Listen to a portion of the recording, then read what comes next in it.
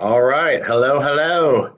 Hello. Welcome to the Week 10 recap, Week 11 preview podcast. With me this week, I have the owner of Hugh Jassol, Michael Cody. How are you? Doing great. If you remember, I last joined the podcast, I think 2 years ago, and I said, I'm not coming back on until I'm number one in the power rankings. So now here I am. Yeah, you did. I'm sure Josh will go back and check it to validate that I never actually said that, but regardless. He might. And as I guess you guys have noticed, Josh is not here this week. He's traveling, so I'm going to try to do my best to fill in. I'm normally the color guy, but I'll try to keep this podcast moving along. I guess let's start to dive right into it. What do you think? Yeah. So let's look at the games from this week, Week 10. It's crunch time. 3 weeks to go. 3 weeks to go is right. Which game should we start with? Maybe we start with your game. So my game, it was interesting. I had an interesting week. It was kind of a week to test my depth. I had no Wentz, no Ertz. That combination has been key for me. No Kareem Hunt. He's been awesome, but he was awesome for the first 5 weeks. Actually hasn't done much later. Also, no Amari Cooper, and then I got that surprise Mike Evans suspension. So it really tested my depth. Guys like Jay Cutler were in the lineup, and Vernon Davis were in the lineup, guys who were relevant in this league 16 years ago. But I still pulled it off. I thought it was going to come down to relying on Jay Cutler Monday night, the Jay Cutler, Devontae Parker combo, but actually I pulled it off sometime late Sunday with the guys I had. So, valiant effort by who did I play? I think Stiff arm. Yeah, stiff arm. He, he's had a rough year a little bit. He finally got something from Devontae Adams. DeMarco Murray actually went off for like 3 touchdowns. I thought I was screwed, but I bounced back. So. Yeah, I mean, I didn't even notice until you started mentioning it that you had that many buys. So it's very impressive that you're putting up a 127 with Orleans Darkwa and Cutler in your lineup. Vernon Davis. I mean, it just shows that you do have the depth that you were just talking about. So yeah, I don't think any of my position players scored. Cutler threw 2 crappy touchdowns. I didn't really need them, and the Lions D actually scored a touchdown. But all of basically I was getting, and Legatron had a huge game for me too. But everyone else was just getting about 10 points. Thomas had a lot of catches. But it was a lot of points without any touchdowns. So, I feel actually, yeah, that is pretty crazy. You barely have any. You don't have any touchdowns. You're right. Yeah, no wide receivers. Yeah, no wide receivers, tight ends, or running back scored touchdowns. And again, that's where the 0.5 PPR comes in handy. So, I mean, you're able to still put up good point totals even without scoring touchdowns. Yeah, and guys like Carlos Hyde, Duke Johnson, of course, are getting a lot of catches. Michael Thomas, a lot of catches. I had a lot of receptions. I probably led the league in receptions. Even Orleans Darkwa had 2 receptions. And then on the other side of the slate, stiff arm. I mean, like you said, 1 in 9.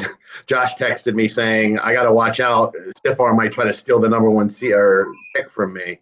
Yeah, we'll talk about that in a second because Josh should have won last week. But yeah, and actually, so. I guess we haven't had you on since your major trade. So what was refresh my memory on the trade for you to get Thomas? It was I offered a lot. I started offering. I was trying to offer 2 assets. So there were kind of 4 assets in play. Asset number 1 was Mike Williams. Josh actually still has him. Asset number 2 was Evan Ingram.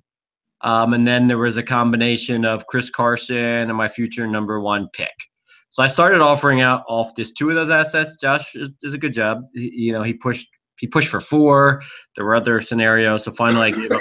So I gave up Mike Williams, Evan Ingram, and next year's number 1 pick for Thomas. Obviously, part of why I did that was, Thomas is steady. He wasn't having a great year. I think you and I even talked about it when the trade went down because you were going for him too. I mean, it wasn't like Thomas was lighting the world on fire, but really no wide receivers have this year. but I wanted, the fact that he's so young, that I can kind of trade a few young guys, but keep my team young. That was key because I'm obviously going for it this year, but if you still look at my team, it's still a very young team. So besides Vernon Davis and Cutler, who aren't, who are in just for last week. So, it was a trade that enabled me to stick with my strategy, add in a very solid contributor who hopefully will be a contributor for the next 10 years.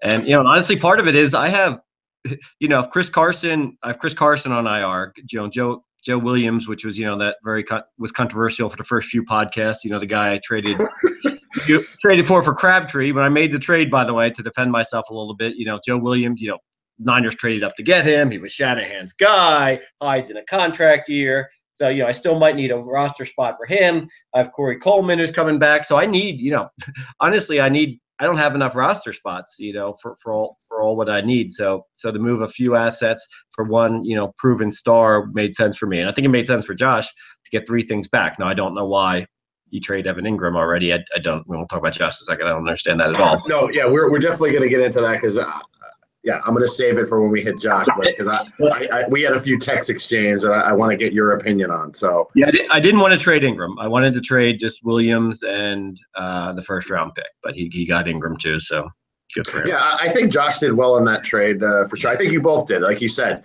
you were getting to the point where, at the end of the year, you got to get down to 20. Yeah. And with the guys that you have on IR, that was going to become very difficult. So you don't really have dead weight. I saw today you dropped Cutler for Peterman, the new I was going to transition to that because on the other end, Stiff Arm has Tyrod Taylor. So obviously Buffalo has lost all confidence in him, giving the starting job to Peterman there. Yeah, Taylor will probably, just in case Stiff Arm is going to cut him, I shouldn't say anything, but I'm sure Taylor will land a job somewhere next year. But yeah, I think he's good enough to be an NFL starting quarterback for sure. I think for some reason he doesn't get along with the coach, and they somehow just want a pocket passer, which I think in today's NFL it's better to have a guy that's mobile and can run when you need him to. So I don't know I don't know what they're doing up there in Buffalo. It doesn't really make sense to me, especially at this time of the year. I think they still have actually a chance. I think they're the 6th seed to make it to the playoffs. So I'm really confused by the timing of the move. They were doing well, but they've got whipped 2 games in a row. I don't think they are anymore. They had that Thursday night game against the Jets, and then they got whipped again this week. So I think they're pretty much done. But it's a new regime, new GM, new coach, new everything. So they went their own quarterback. So yeah, so I just took a shot. So yeah, Cutler's probably going to be retired again next year. I'm hoping Wentz doesn't get hurt. So I figure I'll cut Cutler. Maybe Peterman lights the world on fire, and I have another young quarterback, or maybe a trade asset or something. But yeah, no, I thought it was a good move. So on Stiff Arm, this team is obviously 1-9. They're struggling. He has some talent. Yeah. Older talent. DeMarco Murray's a little older. Yeah. Fitzgerald, again, older. Devontae Adams is pretty much, and Rudolph is, I guess, kind of his core, right? Young core. Yeah, I'm trying to, who is he? Yeah, he has P. Ryan, who maybe could still be something. He'll get a shot this week. O.J. Howard flashed a little bit, but I don't know. Yeah, I'm trying to figure out even who all his draft picks have been. But yeah, this team probably looked pretty good at one point, and now he's got to make some transitions. I've made some offers. They weren't good, he would probably say. For people like Murray and Fitzgerald, was looking for counters. I think he came back with some other offers that took things in a whole other direction that I wasn't interested in, like trying to get some of my more established players. But yeah. But yeah, I don't see. I think he's been a good owner. I know. And he needs some things to work out for him. Yeah, Trubisky, P. Ryan. Yeah, but he has some holes to fill with guys like Taylor, Murray. Murray probably doesn't have more than a year or 2 left. Ivory, who knows if he has anything left. Fitzgerald, maybe a year or 2 left. Yeah, he doesn't have a lot of pieces that'll still be there in 2 years. So yeah. Yeah, he's in trouble. Josh did mention, I think he has made the playoffs almost every year that he's been in the league. So this is kind of maybe the start of where he needs to start rebuilding again, because the team is kind of there's too many holes now, and he kind of has to start over almost. Yeah, it's been a good franchise. I think he's beaten me. He might have beat me every week until this year, so it's definitely been a good franchise. And yeah, I know you guys have talked about how he has the Murray and the Fitzgerald to trade. Maybe people aren't offering much for those guys. But Yeah, I mean, I thought about Murray, but what can you give that's good value for him? But also, like you said, maybe he has 1 year left. There's Henry there in Tennessee, so it's not like I'm going to sell the farm to get Murray, and I'm sure he's not going to just give him away either. But yeah, and Fitzgerald's now going to be down to like a third string quarterback, so it's hard to get too excited about him. He's more of it's like a flex, second flex player at this point. So yeah. All right, let's head on to let's go to Stash YEM next. So first off, I mean, the first thing that I'm looking at is I think Stash is in trouble. Oh yeah. Not only did they lose this game, which obviously was pretty low scoring, they both underhit the projections that they had. But Stash is now 6-4. I think they're the 6th seed in the playoffs if we look at the playoffs. But I pulled up their schedule, and it is not friendly at all. Now Freeman's hurt now. Obviously no Rodgers. He has some potential guys on the bench he can move in, but like we'll hit on next week. But they got you this week, so that's not easy for them, obviously. And then they have Mr. Minor, who's leading that division. That's and good.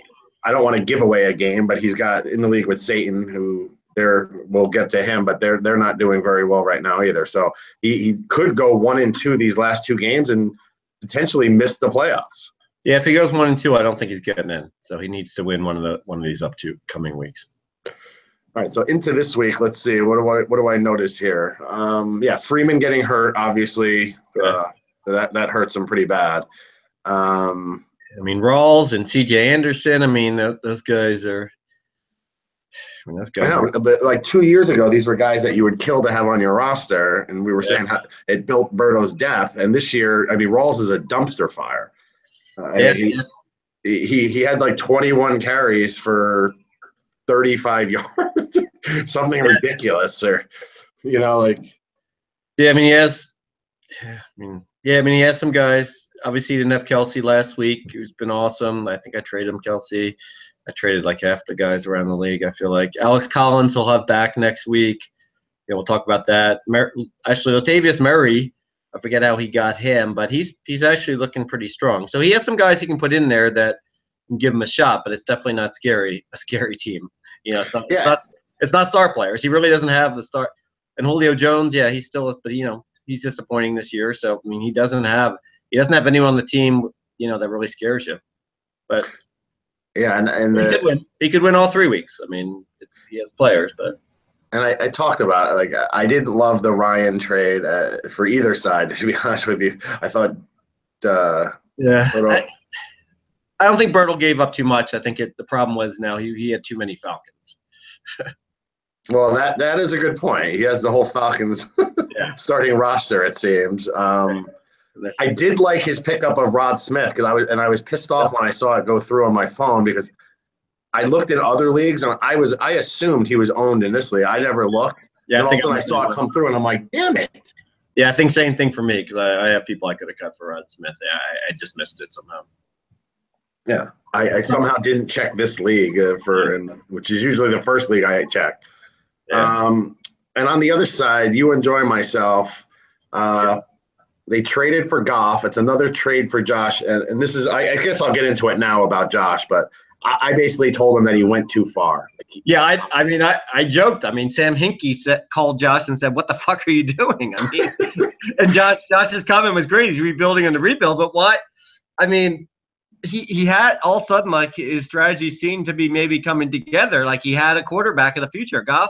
I meant to look more at the rankings and stats before we started today, but Goff has got to be in the top 5 right now, top 6. Absolutely. He has a young offensive-minded coach, some young receivers. Like I don't understand why he would trade Goff or Evan Ingram. I don't know why those guys were actually young guys who are totally establishing themselves. And he's trading them for coin flips that maybe, at the back of the first round. I don't get it. Yeah, I'm so glad that you're agreeing because Josh and I went through a text battle back and forth. And I'm like, you just went too far. And I was exactly like you. The Goff and Ingram should still be on your team. Like, Now you don't even have a core to build around. Yeah. And you're hoping that you better hit that draft. You better hope there's a lot of talent this draft and you hit every good player. Like you have, I think he has 5 first-round picks, something ridiculous, but you better hit on 4 of those 5, if not all 5, or you're screwed. Yeah, and I wish we could look at the you guys. We've talked about it. You guys talked about a lot of the podcasts, and at some point, maybe in the off season, we can look through the drafts and stuff and really figure out the hit rate of how many guys taken in the first round of our draft become viable every week starters. I don't know what that number is, but Goff and Ingram look like they were two top 5, at least top 10. Goff top 10, maybe going into next year with McVay as the quarterback and the young team that they have, and Ingram potentially in redrafts next year. Ingram was probably going to go as the 4th tight end or 3rd, or maybe even higher. I don't know. Kelsey, Ertz, Gronk, Ingram. Goff is 9th, by the way. I looked it up.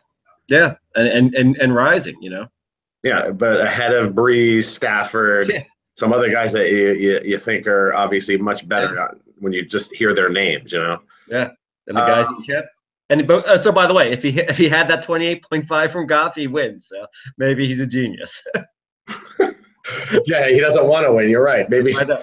I guess he could have started Kaiser over Goff or something, and I don't know. Maybe we'd have called a little bit of bullshit on it, but I don't know. But yeah, so I'm glad you kind of agreed with me on that because I just thought it went too far. But talking about you enjoy myself, obviously 8-2, pretty damn good team. He's made some good moves. Getting Goff, I think he got Jimmy Graham in a trade too, right? He got. Yep. Melvin Gordon has been good. I mean, I don't know if he's trending the right way. We've made a lot of this. I made a lot of trades with Pat last year. I think they're all working out a little bit for me. He got Jordan Reed from me, always hurt. Montgomery always hurt. That's part of why I made those trades. People didn't get him at the time, but I was tired of having guys that I couldn't count on my team. And some of those guys are kind of hurting them now, but they could end up being effective. Obviously, the Elliott, he was on, I think he was on the last podcast talking about his team. He's a really good owner. Obviously, the Elliott suspension is now hitting him at the worst possible time. It's official. The scenario that wasn't even discussed on that podcast. It's the very worst case scenario. So I'm sure Pat is not happy. It's official. So he will not have him unless he makes it to the finals, basically. So. He's not even appealing at this point, which I'm surprised because I thought he could get his money back if he kept appealing, but maybe his lawyer bills are higher than his salary at this point. I don't know. I thought at some point they might just make a deal and reduce it to like 3 or something, but I guess the NFL just never bends. So the whole thing is ridiculous, and whatever. It's make up for a bunch of other stuff. There's been worse things that's happened. I mean, I hate Zeke Elliott. I hate Ohio State. I hate the Cowboys. I hate Zeke Elliott. I hate Jerry Jones. So fuck him. I hope he dies during his suspension. But wow. Okay. Well, I definitely rank you enjoy myself either 1, 2, and I'm putting you in that mix. You guys are like the top, and then there's like a second tier, which I think I'm in, and to be honest with you, we'll get into it now. With Elliott, I think he was the best team. Without Elliott, it's closer. That is true. That is a big hole to fill.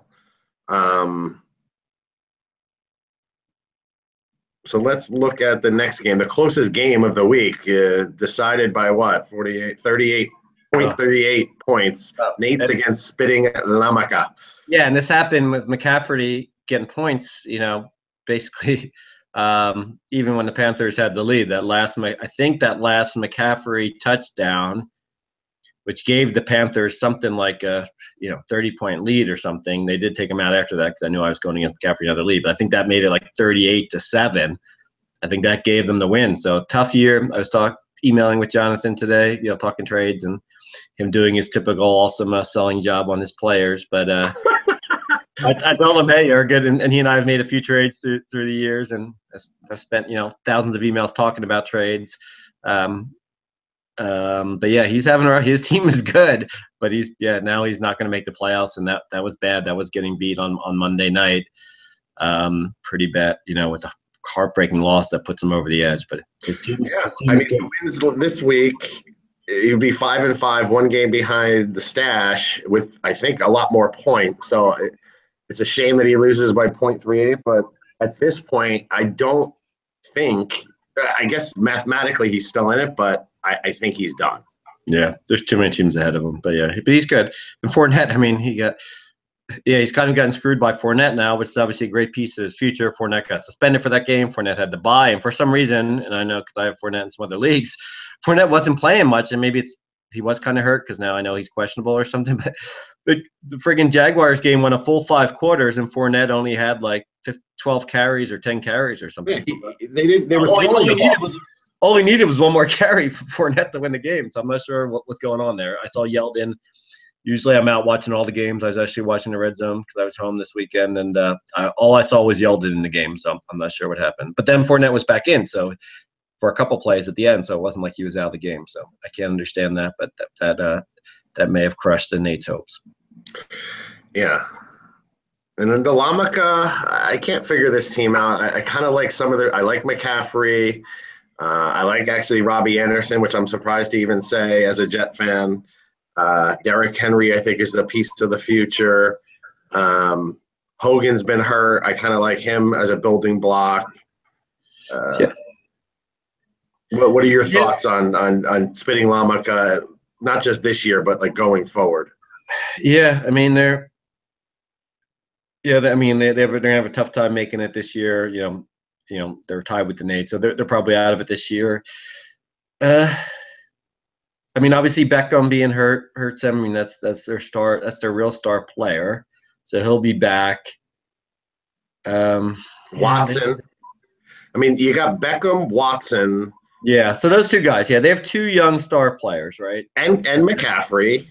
I mean, exactly. That's a nice little. Robbie Anderson's, I think, playable. Benjamin. I meant McCaffrey and Watson as your young stars. Yeah, and 3-star players when you throw in. Yeah, Beckham is young too. So yes, you're right. They have 3-star players and some other nice pieces. So yeah. Obviously Crowell. We thought Crowell. He had a decent week last week, but he's been a disappointment. Henry, and they have Henry, so he could definitely still be a piece of the future. So yeah, this team, it's going to be competitive.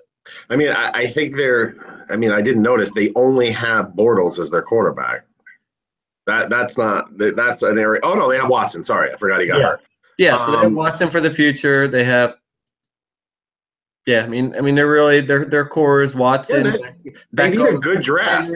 Henry and McCaffrey, and then they also have guys like Kelvin Benjamin, and they have guys. I mean, they need a few pieces, but this is a team that's going to be competitive for sure.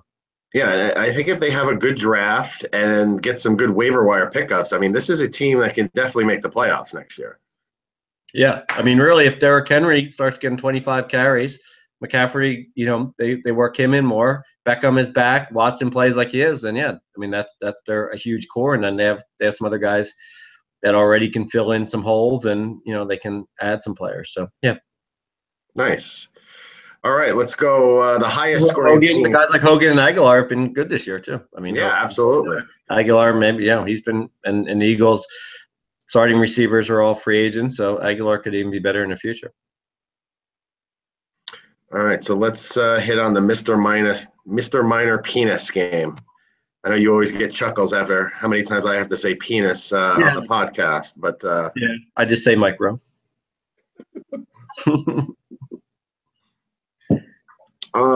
So Mr. Minor putting up the most points in the week. I mean, really, really solid team here. Especially he gets a big boost with Freeman out. He gets Coleman for the next few weeks as getting to 20 carries. I mean, Coleman's an animal if he gets that many carries. So and he made the trade that got Ingram and Kenyon Drake, and those guys look very startable. No, this is a strong team. Yeah, he's done a good job. I mean, and he lost David Johnson. Let's not forget. Exactly. If he gets David Johnson back in the playoffs, God, I do not want to face this team at all. No, let's say that for some reason Freeman isn't back, and he has Kamara, Coleman, David Johnson, AJ Green, Keenan Allen, Tom Brady. Actually, that's ridiculous. I gotta hope that David Johnson doesn't come back, even though I own him in another league, and I'm hoping he does. But I mean, Kamara was a great pick in the draft. Obviously, Coleman he got 2 years ago. Green has been up and down this year, but maybe he's got it going now. Yeah, the trade to get Ingram and Drake, and Drake. His team looks pretty deep now too. And he has David Carr. He's probably going to roll with Brady, but David Carr. Fuller was great for a while. Now he's hurt, and obviously, without Watson, not as good. But even guys like Buck Allen and Stefarian Jenkins and Hearns, he has depth too. I mean, this is a really good team. I'm playing them this week, so that I kind of hadn't paid too much attention to how good this team was. This team could win it even this year, for sure. Can you hear me? Yeah. All right, I got a weird message saying my microphone wasn't working. This team, and it's weird, I got knocked offline there for a second, so I missed some of what you said, but. Yeah, I just said this team could win it this year. Yeah, sure. I mean, we're going to go into the playoff hunt, so let's not go into that too much, but I completely agree. I think this is definitely a team, again, that I don't think I want to face and play. I got to look at the matchups. We'll go through that, but I'm hoping I'm not matching up with them early in the playoffs. That's for sure. I forget what division are they in? They're in Syracuse, or they're in? They're leading the Syracuse. Yeah. And speaking of that, we got a little flack at the beginning in the podcast or preseason podcast. Josh basically said Marist division sucked. With me, you, and the Jugs, I mean, I don't think this division sucks at all. The Big Ten division, you mean? The Big Ten, yeah. Oh yeah, well, yeah. I mean, Syracuse was getting all the love, but now this is Big Ten is look at the power rankings. We're the teams, and this week we'll get to next week, but this is a big week for the Big Ten. Next week coming up, I see, and we'll talk about it in a minute. I'm sure there's 3 big games and 3 dud games, and the 3 big games all involve Big Ten. So we'll see. And Big Ten against non-Big Ten teams. So. This will be a big. It's like a college basketball tournament, when they play ACC Big Ten Challenge or something. It's Big Ten versus everyone challenge. So if Big Ten goes 3-0 this week, it'll be clear that we're the best. I like it. Let's go to the Jug Sharks game. Well, it's the Sharks. They could have won. I think obviously all they had to do was keep Goff, and they win. Did they win? They may have won if they even kept Ingram. So I don't think Josh wanted to win, but they had their chance, and it worked out well for Schraub to get a win that he needed. Yeah, Schraub 7-3. Let's look at this team. I mean, Russell Wilson, he's the number 1 ranked total point scorer for quarterback. So I mean, he's been doing his job all year. To be honest with you, Mixon hasn't been that great. I mean, he put up 10 this week, but I'm really amazed he's not getting more yards. I don't know why. If he doesn't get the touchdown this week, he only has like 4 points. Yeah, the Bengals' offensive line is a mess. Schraub's won 5 in a row, actually. Oh, wow. And then obviously Le'Veon Bell. I mean, you don't have to worry about him. Even a 13.7 is a low day for him. So. Yeah, Bell. Bell. I think's best days could be ahead of him. And Schraub's team is solid. He has possibly the best quarterback week to week and the best running back. So, yeah. Yeah, Marquise Lee. I mean, he's been putting up a few good games in a row. Golden Tate. I mean, he especially in this format with their PPR. I mean, he seems to catch good receiver 7-8 balls like a week. Jack Doyle. I mean, he's had some good games. Does he have another tight end? Yeah, it's Hunter Henry, who also hasn't done much this year, but that's not a bad kind of pick one of who has the better matchup for a week. Powell, I mean, I made the trade with him last year. I'm glad I made that trade because Powell just hasn't really lived up to what people were kind of hyping. Yeah, Powell's been a disappointment this year. I mean, if not Schraub, I mean, if Powell was getting 15, 20 touches a week, Schraub, would have a super strong team. Yeah, and Martin, again, he's getting a lot of touches and just not doing anything with them. I mean, he's getting 20 touches and he got 51 yards. That's it. So.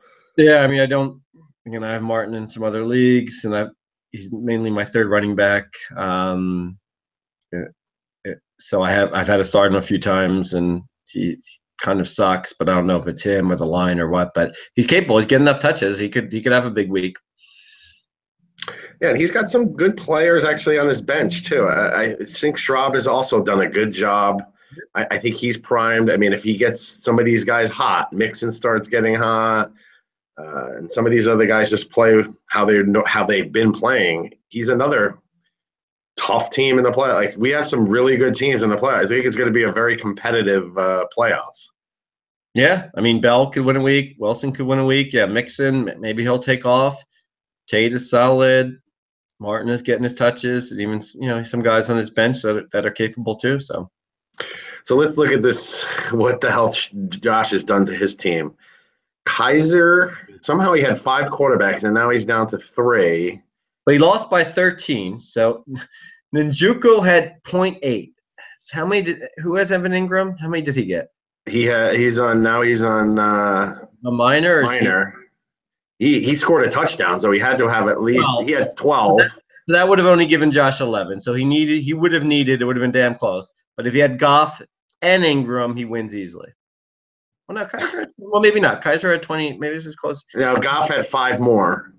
Yeah, so there we go. So he wins. He wins by a couple. So Josh, his dream is to get Saquon Barkley, who, and I'm a Penn State fan. I think that's more the offensive line. Barkley isn't as exciting a prospect as he was, but if his dream was to make sure he gets Saquon Barkley or the guy from Stanford or whoever, his trade got him that because he should have won last week. So who is his core now?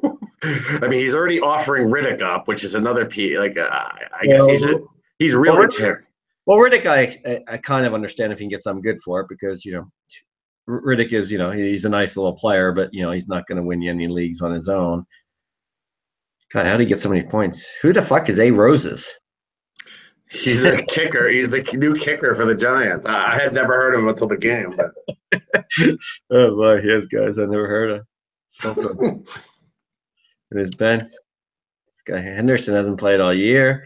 Curtis Samuel just went on the IR. I see Procise went on the IR. So he's going to be able to put him on the IR and pick up some more. For the world of me, I mean, he has no one. I mean, even in Njoku, the guy's been healthy all year. He's doing nothing. So, I don't know why he would trade Evan Ingram because it's not like I don't think you can count on Njoku being like a starting tight end in fantasy. I don't want to keep harping on it, but I don't see the core left. So even if he hits 5, all 5 of his picks are good. First of all, even if his 5 picks are good, it doesn't mean they're good. I basically said what you've done now, you're on like a 3 to 5 year plan. Had you kept Goff and Ingram, you probably could have done it turn around in like 2 years. You know what I mean?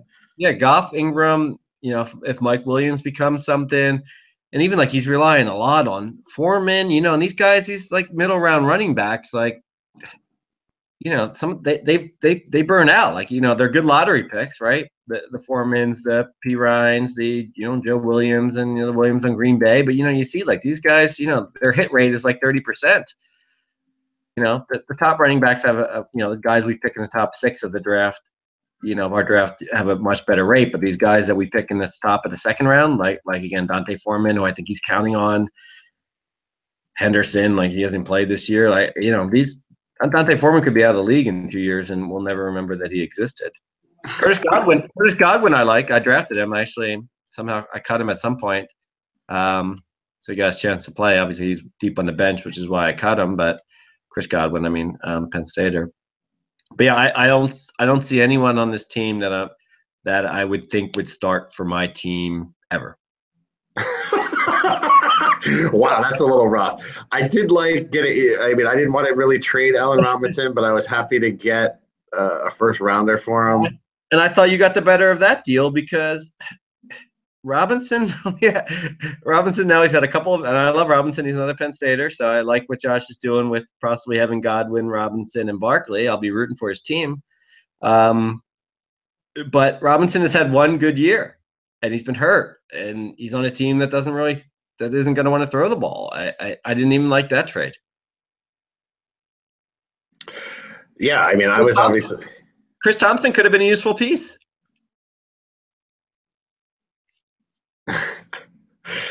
Oh man, yeah. I don't know. I really, I just don't know what Josh did. I just wish. Well, I don't wish. It's not. It's good to not have maybe Josh in a hunt for a few years, but. Well, he obviously cares, right? And I think you get a little addicted to the excitement of having the draft picks. I mean, he could dominate that. He could turn draft picks into players. So against the whole Sam Hinkie and theory and everything else, and so he has a lot of assets now. It could work out. Yeah, just I think he was doing a great job. The trades were making sense, and then the Goff and the Ingram and stuff just went too far. All right, enough bashing of Josh. Let's go. Just hit on my game. But it's gonna be fun. I'll say this, and he probably realizes this too, because he loves talking about this stuff, and he's obviously he cares. So, so I give him credit. I mean, it's going to be really fun to see what he does. The podcast is going to be fun. His team will be talking about it all the time of what moves he's making, how he's building his young assets. So it's going to be a little fun for the league because when I came in, I drafted a lot. In our first draft and our trades, I drafted a bunch of young players and stuff, but it's nothing like this. He's starting way worse than any of the expansion teams did, but he has more future picks. So I'm happy he's doing this because it's going to be fun to watch.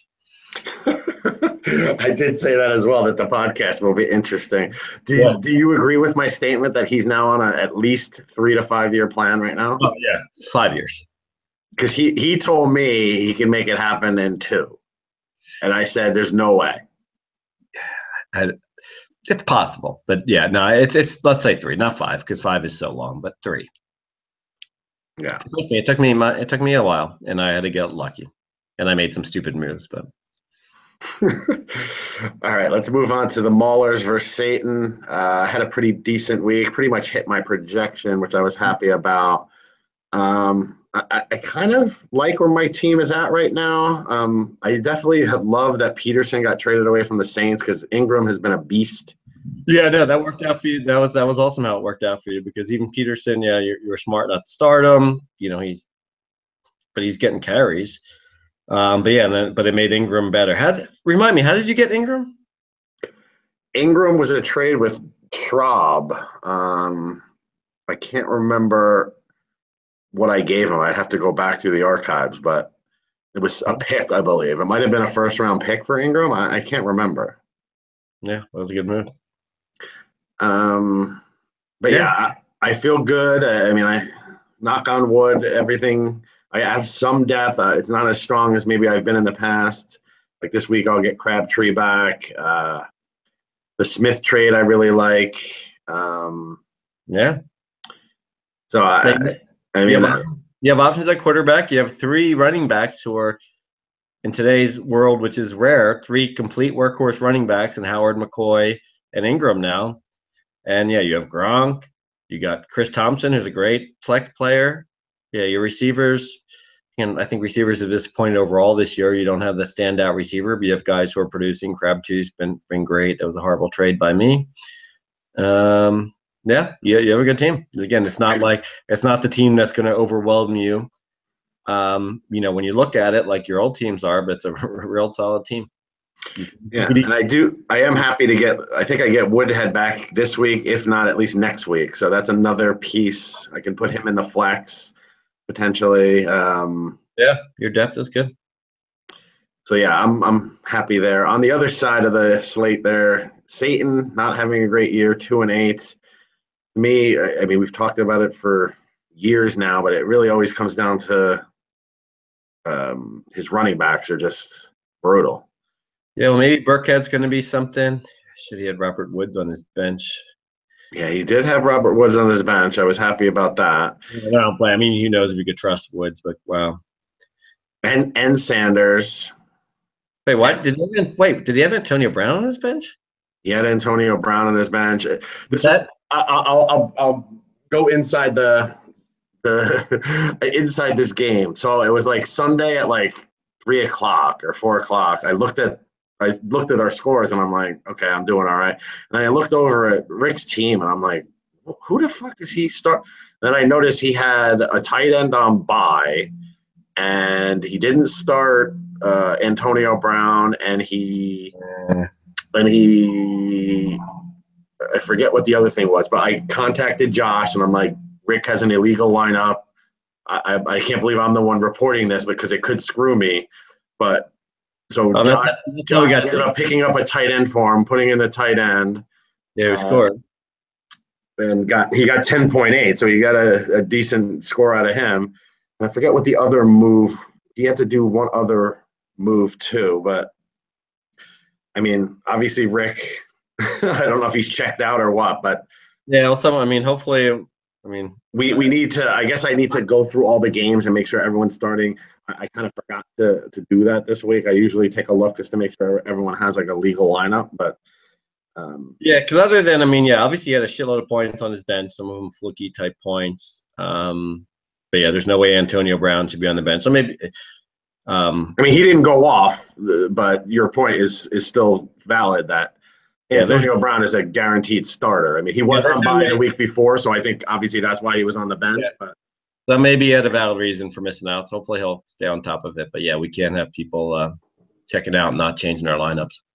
Yeah, we just talked about how competitive it is. You can't, and that's why I was willing to kind of report it on myself, kind of because I don't want to get a cheap win, and I don't want, like it's too competitive to let something like that happen. So yeah, and he's been an owner that has been, from my impression, drafted, with a strategy, worked the waiver wire and stuff. So again, I don't know him, but I presume hopefully let's presume it's a 1 week fluke here. And it didn't matter. It ended up not mattering because you won by 47, but that wasn't his best lineup. And in theory, he could have had a lineup that, would have been lucky that may have beaten you with Woods and Sanders and some other guys in there. But yeah. I mean, the only thing about Rick, and I've said it to his face, so I can say it here, like he's like absolutely opposed to trading. It seems like I made a pretty big offer for Breeze. He's just, and Breeze is, I mean, how long does Breeze have left? He does have Mariota, so yeah, like Breeze is probably his biggest trade chip, I would say. I mean, obviously, I don't think he basically told me flat out he won't trade Antonio Brown, and I was going to offer him a big package for him. But I think I have sent huge packages for Brown. But yeah, I can't blame him. I can't blame him on Brown, but like Breeze, Breeze, he probably should be more flexible, but I feel like he doesn't. He thinks he might get robbed or not make a good trade, and he's worried about. I don't know why he wouldn't think about moving him if the offer is good. I'm not saying you don't give Breeze away, but right. But yeah, he's yeah. I mean, you have Mariota. Why not roll with him? But yeah, I know you guys talked about that a lot. Yeah, I don't know Rick. I know he seems like he's been a really good owner and a conscientious owner. So. Oh yeah. He's definitely. I think he's just averse to the trade. He's like. I think Josh said it. He's like a grab and hold kind of owner. Where I don't know how many trades he's even been involved in the league, if any, to be honed with you. So yeah, if I was a grab and hold owner, I'd have a really really good team right now. I'd have most of the guys I still have, plus DeAndre Hopkins, and Kelsey and Crabtree. Yeah, you've made some bad ones, but you've also made some good ones. So I mean, it's tough to look in hindsight, Yeah, DeAndre Hopkins and Kelsey, I think I gave away. So those are two guys that would look nice on my team right now. But anyway, so let's look at the playoffs currently right now. So right now you're the number 1 seed. Oh wait, is that right? Yeah, you're the number 1 seed, and you'd be playing. Why is this so? Yeah, I don't know if the site always understands the rules of the league. So no, it does. It's set up correctly with the tiebreakers and stuff. So, but it's set up. With the division. Yeah, it is with the divisions, right? Yeah. So right now you're the 1 seed. YM the 2, both getting buys. Obviously, that is key. I'd love to somehow squeak into a buy, but very possible. I think Minor is ahead of me, I think, already, and they have more points. So that's going to be tough. To be honest with you, I was loving it last week when Stash was in the 5 hole and I was in the 4 hole, because not that he's an easy matchup, but I think the Jugs are actually a tougher matchup. Yeah, I mean, I think Stash is decent. I mean, I think these are 6 good playoff teams. I think the top 5 are really, really strong, and Stash has a lot of potential still, but he's I think a clear 6th. And even with the points, he's actually outscored the Jugs, but he's pretty far behind. He's like 40 points behind you. He's over 100 points behind me and YM. So yeah, the way it breaks out right now, I mean, I'm having that 4 seed sucks because not only do I have to play the Jugs, but then I'd have to play you in week 15, which would suck. But there's not really an easy matchup because if I'm 3, I'd be facing Stash, but then I got to face probably face YAM in the second round. So there's no really easy road. Let's put it that way. Yeah, well, YEM without Elliott is different. So I mean, that's his best. Yeah, I guess you do want to be in that bottom, like that 3 seed does look pretty sweet. I gotta say. And again, YM's rest of his team is good too. So it's not like he's going to fall completely off, but he's more just without Elliott, he could drop.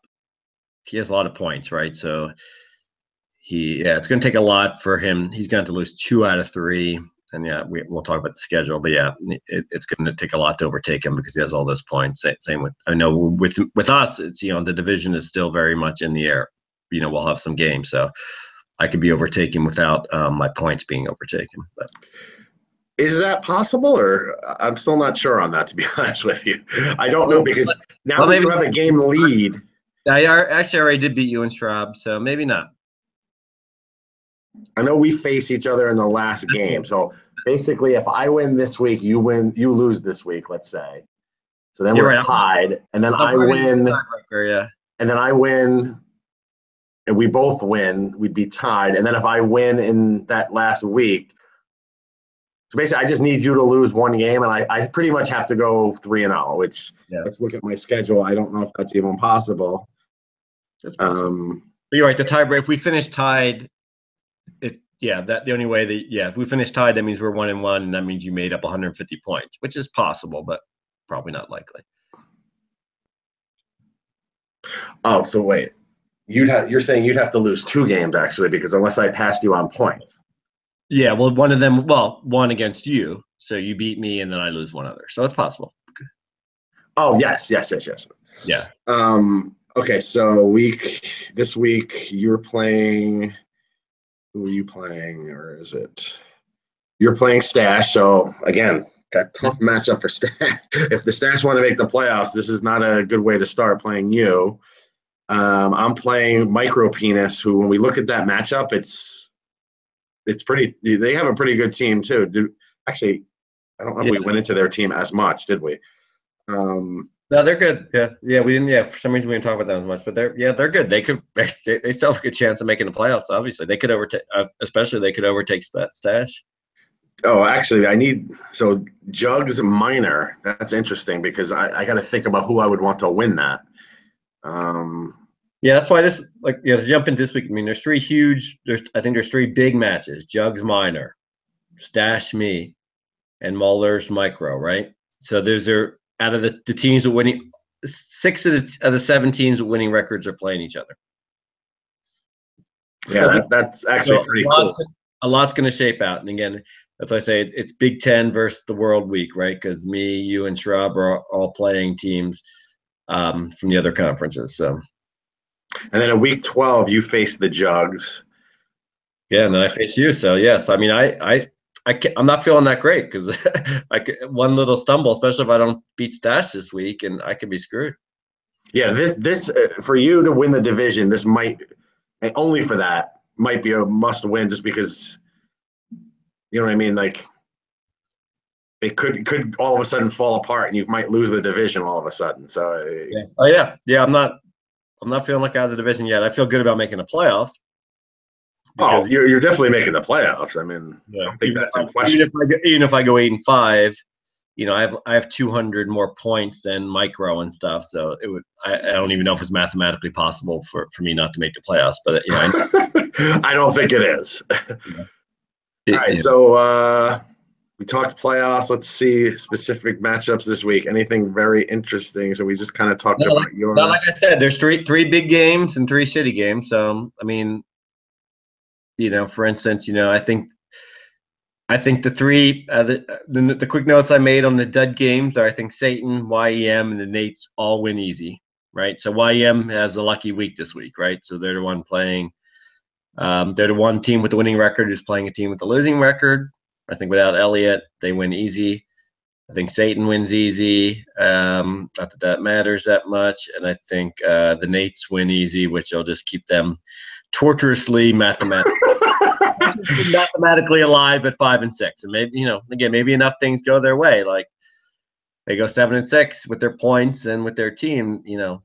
They'll be torturously alive, I think, for another couple of weeks. But yeah, I'm agreeing on all three of those picks. So then, what do you think about my game?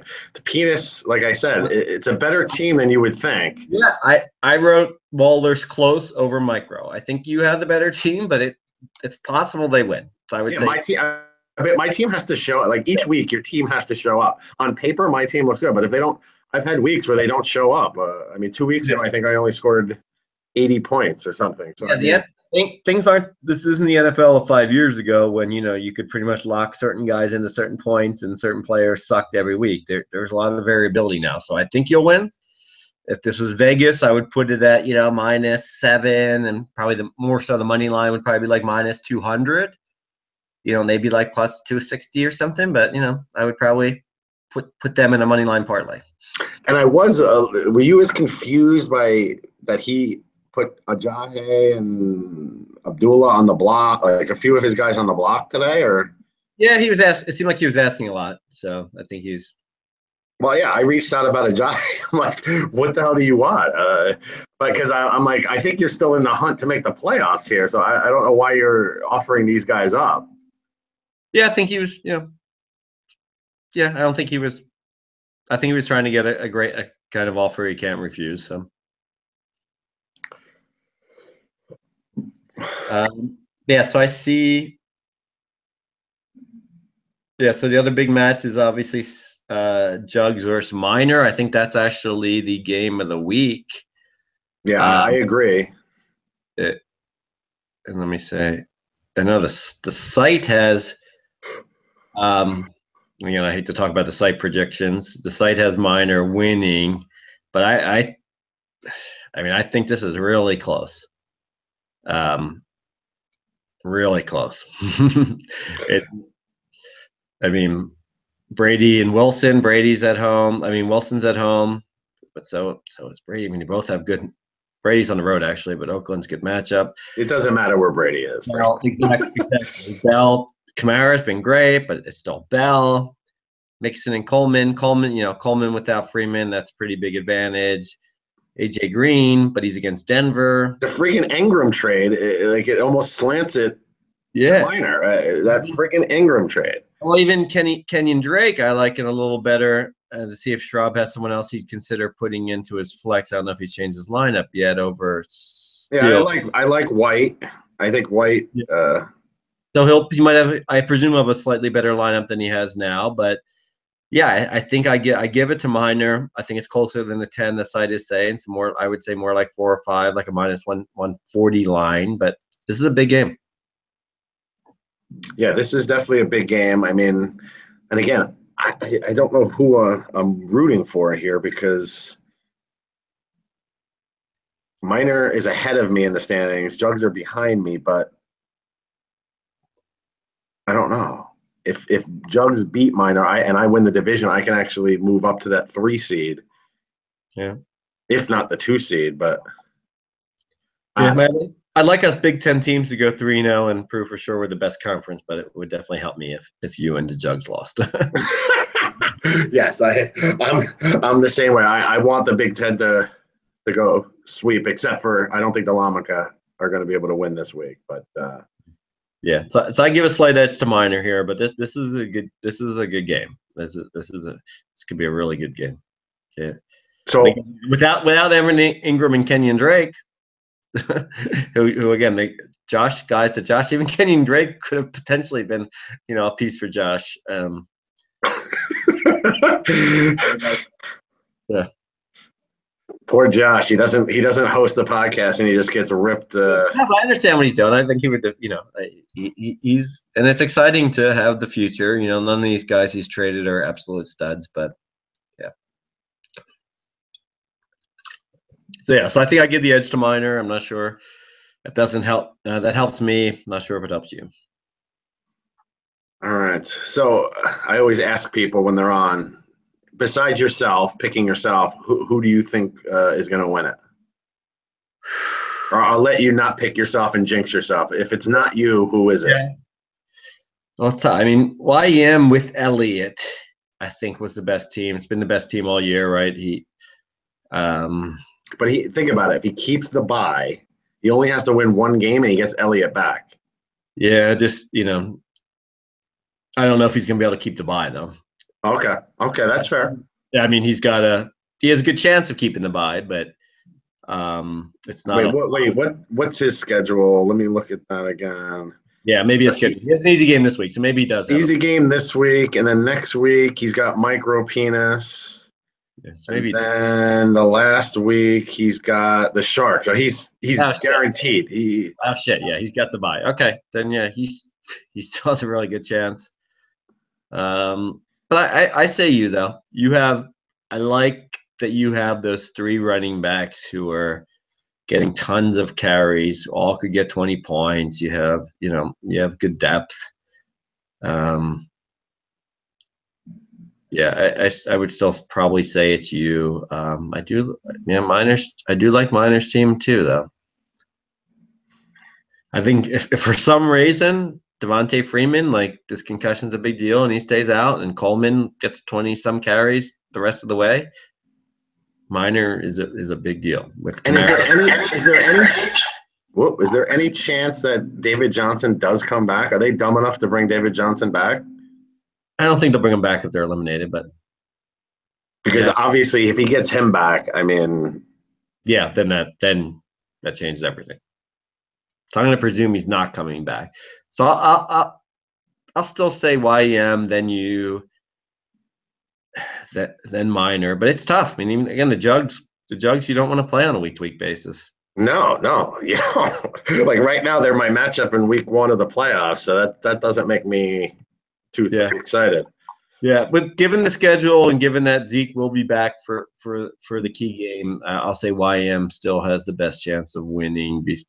I think he made better than me, and then you have your team is very solid. Yeah, maybe not the star power you used to have, but you have some depth. You don't have a hole in your team. Yeah, it's gonna be tough, and it's exciting that we have this many good teams. So. Yeah, I think it's there's a lot of years where and I know other teams have won it, but you in the stash, you looked at your guys' team and it was like, okay, you guys have all the stars, someone else needs luck, but now it's pretty balanced between these top 5 teams, and I don't want to sell the stash or micro short because they're both pretty solid too, and they could easily get on the run and win it. Yeah, I think it's going to make for an exciting run. Yeah, I mean the stash. I mean, we'll talk about that. We can talk about my game against him. I mean, the Julio, as much as I think he's relying too much on the Falcons, a game where Julio catches 2 touchdowns and Matt Ryan throws 4, which is possible. All of a sudden, the stash has like 70 points from those 2 guys, plus still some other quality players. Kelsey could get a couple 2 or 3 touchdowns any game. So yeah, they're not out of it. So yeah, looking. I don't know what this echo is all about all of a sudden, but the stash against you're 20 points. I finished all 4 beers I brought over. You're a 20-point favorite. The site is stupid. I did my own math on what I projected players to be, and I think I'm a 5-point favorite. Yeah, why can't they get better projections for these sites? Well, I mean, I guess they're not horrible, but they're just not how I would do it. I mean, obviously for the stash, Dez, I mean, he needs Dez to play, which I think he should. I mean, Kelsey, Diggs, Julio, the Ryan-Julio connection.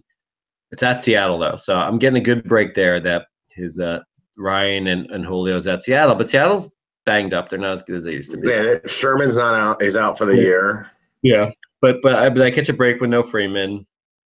But Collins has been pretty good. He's got some guys. So I think it's going to be close.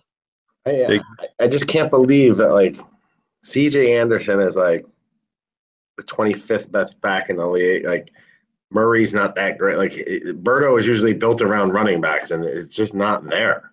Well, yeah, and he tried. I mean, look at it. C.J. Anderson, Freeman, and guys like Gio, Rawls, Lacey. That's what I'm saying. 3 years ago, he did get hurt with the Dixon injury. Yeah. Like that hurt in the preseason. But Lacey, Rawls, Gio. I mean, 3 years ago, these guys were studs. Yeah, but I imagine he might. Yeah, I don't know. I mean, he might play Rod Smith. He has some guys. I don't think he'll go with the lineup that's in there now. He could make the right moves. And again, for him to win, he's going to need playing in Seattle is tough, but he's going to need Ryan and Julio to hook up a couple times. It's possible. Yeah, I didn't. You actually made a good point with the having too many Falcons. Like if Ryan and Julio do hook up for 2 touchdowns, he's going to have a huge week. But if he doesn't throw any touchdowns to Julio, it's tough. Yeah, I mean, it makes it tough overall, but when you face him on any given week, it makes him very dangerous.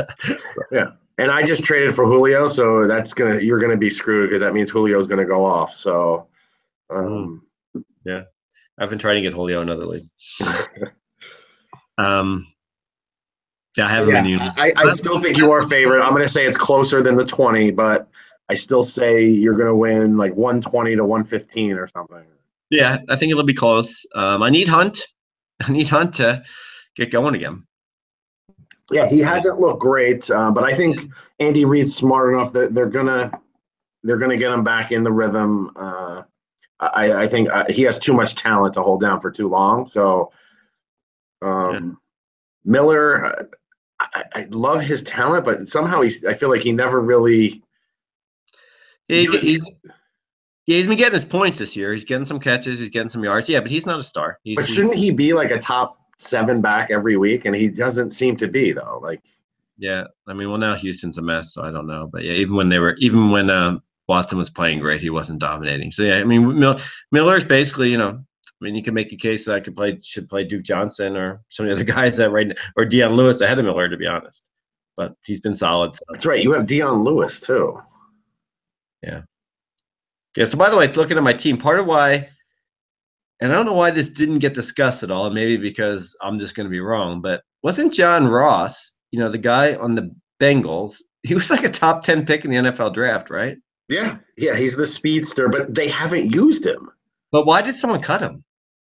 I didn't draft him. Someone cut him, and I picked him up on a Friday waivers. And because he was doing nothing. I mean, he was scoring no points. I know, but this is a keeper league. This guy was drafted, and he'd been hurt. I think it was a bad move. I'm just saying that, I think he's 22. My God. I mean. And he ran the fastest combine in NFL history. Yeah, so maybe I'm. But actually, he has negative 0.8 points for the season. I know, but I think he's barely outscoring Mike Williams, and Mike Williams hasn't played. I know. I mean, they've both been hurt. I mean, the guy actually, A-Rob hasn't played all season. He has Mike Williams was considered like an asset in a trade, and somehow I got John Ross on Friday waivers. And honestly, that's part of why. And again, maybe both him and Mike Williams are both going to suck forever, or Mike Williams is going to be great, or what. But I don't know. I mean, I guess I was pretty excited to get both Ross and Gallman on waivers because I don't know. I added some young guys with upside, and I'm not sure why. And I was not at the top of the waiver list, and I don't understand why other teams who, with the benches they have, wouldn't pick up a John Ross or Wayne Gallman on waivers, or why, depending on who waived them. So that I don't understand that. So I'm happy to have Ross. I mean, I'll sit with him. I don't care if he does nothing this year, but he still has potential because he was a top 10 pick in the NFL draft. Yeah, no, it was a good pick.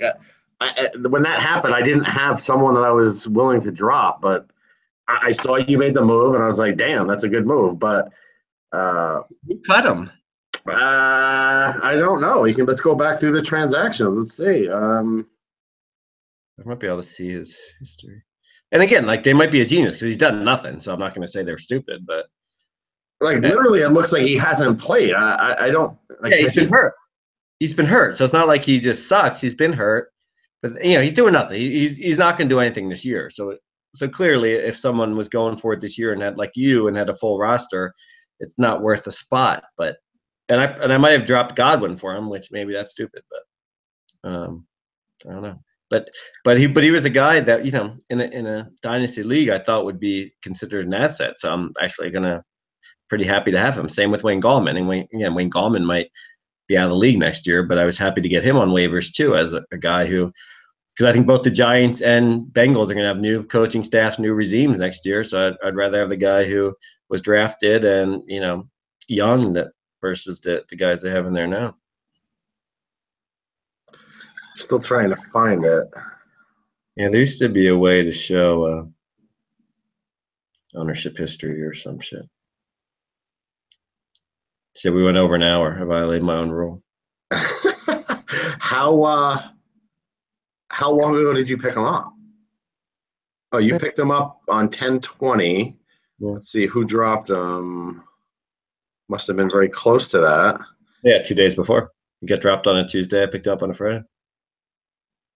Like you actually used a waiver claim on them. Yeah, he's a top 10 pick in the NFL draft last year. And honestly, that's part of why I was happy to trade Mike Williams. I'm like, okay, there's two guys who are top 10 picks in the NFL draft who haven't done shit this year. I picked up one off waivers, and I'll trade the other one and get Mike Thomas. Yeah, Micro Penis dropped him to pick up C.J. Beathard. Hey, well, you'll have to explain that to me. Guess we're going to have him on the show. But again, so far, I mean, how am I going to say that that's a bad move? Because John Ross has done nothing but be hurt. So. No, but I mean, Josh, I think would covet him right now. I mean, yeah. Well, actually, that's my question. Did Josh not put in for John Ross or Wayne Gallman? I don't know. I don't know if you were ahead of him or no. Actually, Josh has been number 2, I believe, on the. He's been number 2 on the waiver order because it's been Berto, Josh, me on the waiver order for a long time. So yes, again, I'm not picking on Josh, but. Because he's obviously won the league. He's a great owner. All that stuff. He knows what he's doing. But why would you not use a waiver? He hasn't won the league. Didn't he win the one league, or he came in second? Yeah. Okay. Yeah. But yeah, you're right. I mean, that's the kind of talented player he should be scooping up and putting him on the back of his bench. I mean, yeah. So that for his 5-year plan. Yeah, I mean, that's what's helped me this year is, and feeling good about the youth and future of my team is, and again, some of these guys aren't going to work out, but Deion Lewis, I picked up on waivers. Again, I want to make a big deal about Wayne Gallman, but he's still young. He could still, there's not that much. I have Darkwas. That's part of why I picked up Gallman. I just want one of them to take, and Darkwas been fine. And, and then adding John Ross, I'm like, made me feel comfortable trading Mike Williams and plus I have Corey Coleman, guys like that who are on IR or coming back. So I've been able to kind of make trades and stay young. Yeah. I mean, it's been good. It's been an active league. People are making trades, most of them involving Josh. Yeah. But some good trades. People definitely active. Some great teams. I think, like you said, the top 5 teams are really good. And then, I mean, to say Stash is the worst of the 6 at number 6 is saying something. So I think we're in for a good funnel stretch here. Yeah, no, I think it's pretty wide open between 6 or 17. So did we go through all the games? We talked about you versus Micro this week, right? Yeah. Yeah. Yeah, I think we hit them all. I think we're good. All right, man. Well, thanks for hosting me. Good job hosting. Yeah, thanks for coming on. I really appreciate it. Carson Wentz jersey. Yes, I see it.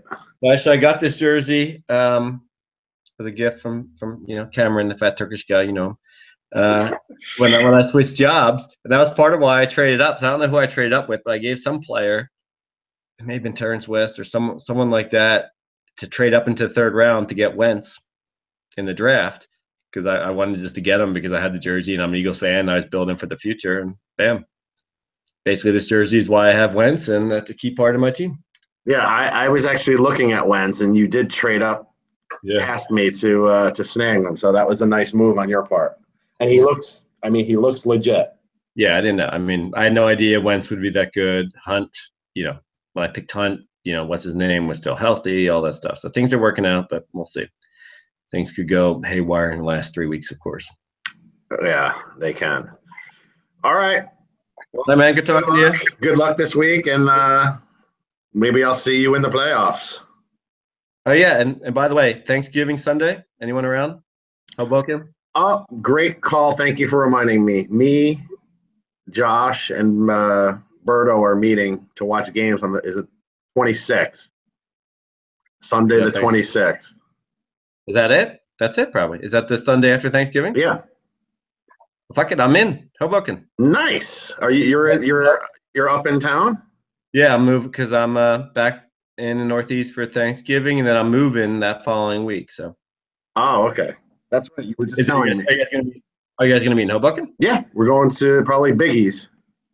All right, sweet. I'm in. All right, and everyone else is invited that's on this that listens to our podcast. I thank you for saying that because I meant to mention it.